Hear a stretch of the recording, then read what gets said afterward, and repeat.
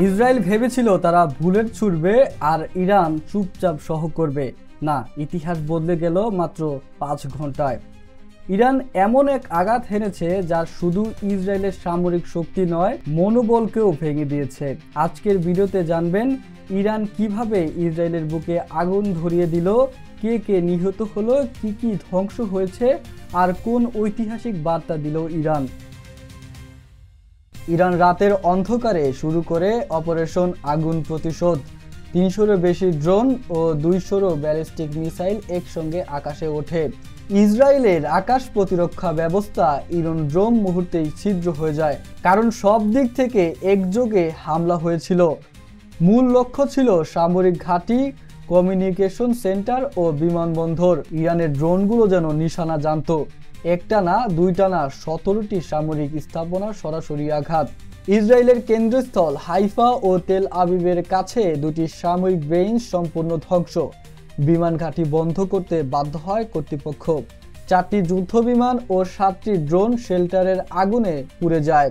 পুরো ইসরায়েল জুড়ে 35টি স্থানে বিদ্যুৎ বিঘাত হয়, ইন্টারনেট শেল্টার পর্যন্ত বিচ্ছিন্ন। যুদ্ধ শুধু বোমা ফাটায় না, দেশের ভিতর থেকে ভিতর কাঁপিয়ে দেয়। ঠিক সেটাই করলো ইরান।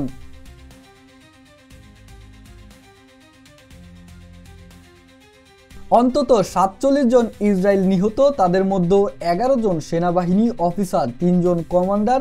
বিশ্বের অন্যতম সাইবার কমান্ড হেড আব্রাহাম বেইফ নিহত হয়েছে বাংকার হিটে।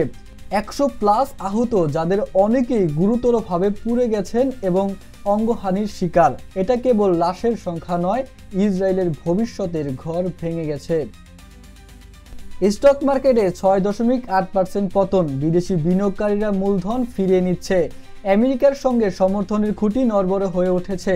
জনগণের মধ্যে ক্ষোভ, সরকার কেন জানতো না হামলা আসবে। তেল আবিব এখন আর কেবল বাণিজ্য নগরী নয়, ভয়ের নগরীতে পরিণত হয়েছে। ইরানের ঘোষণা, এটা কেবল শুরু।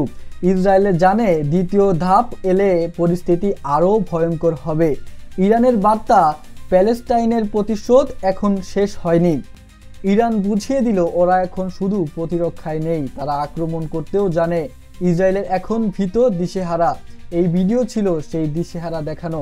কমেন্টে জানিয়ে দিন আপনি কি মনে করছেন, এটা কি তৃতীয় বিশ্বযুদ্ধ শুরু? সাবস্ক্রাইব করে রাখুন, পাশেই থাকুন।